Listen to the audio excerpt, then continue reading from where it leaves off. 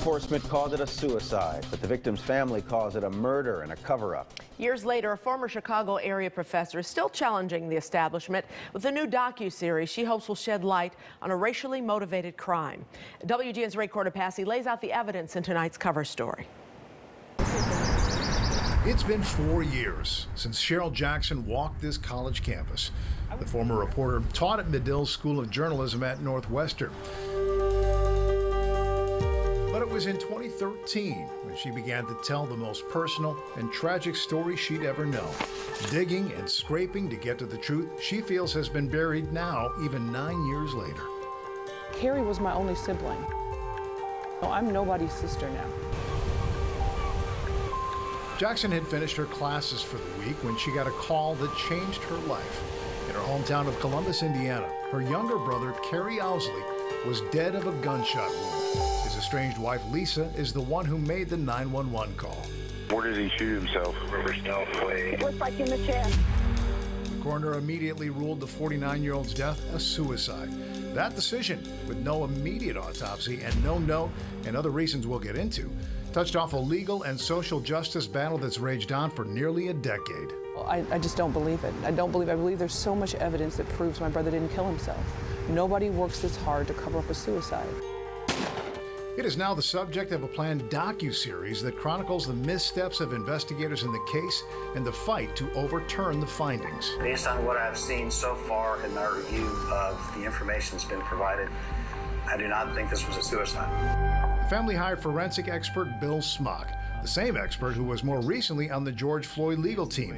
Serious problems he identified suggest a scene that was staged, that Owsley was killed by someone else. This is a diagram that shows the entrance wound on the front of the chest, the exit wound on the back. And that says that the bullet is in a downward trajectory. The problem with that, the bullet hole in the wall is 12 inches above the chair. So it wasn't just me. There were experts that came alongside me that said this could not have happened. According to Cheryl, the family strife had a lot to do with the friction over Carrie and Lisa's mixed-race marriage and her 2 children. Her adult sons hate Carrie from the beginning. They're calling him the N-word. They're threatening to kill him on social media. They hate the interracial relationship. And there's this bombshell. One of the sheriff's deputies who showed up on the scene, Dwayne Janes, was once married to Lisa and the father of those same 2 sons. And the gun, she said, he used once belonged to Deputy Janes. When you add the fact that the cop dad is the first one on the crime scene, my brother dies with his personal gun.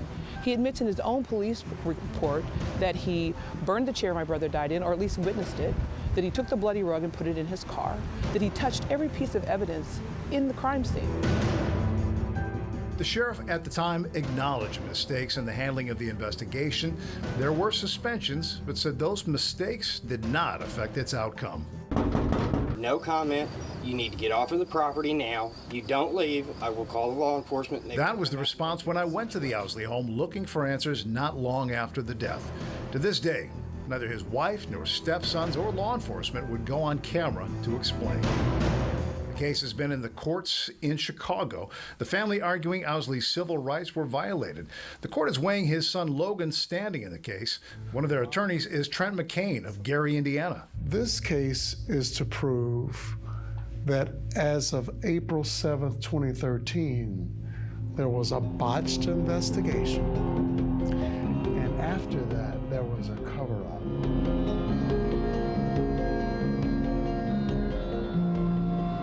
The case has generated some attention, protests, and interest, but for the family, still no justice. It's Jackson's hope the kind of attention from the likes of Netflix or Hulu will bring an end to her family's fight. This year I turned 60 and realized I'd spent my entire 50s fighting for justice for my brother, and I'm prepared to do it until I die. And in a real way, could also shed light on a problem that goes well beyond Carrie Owsley. But we see all across this country unarmed black men being shot by police or cover-ups. So when you ask why people should care, it's because it could happen to them. Ray Cortopassi, WGN News. Ray and Cheryl worked at the same TV station before her brother died. She says the skills she learned as a journalist prepared her for the struggle.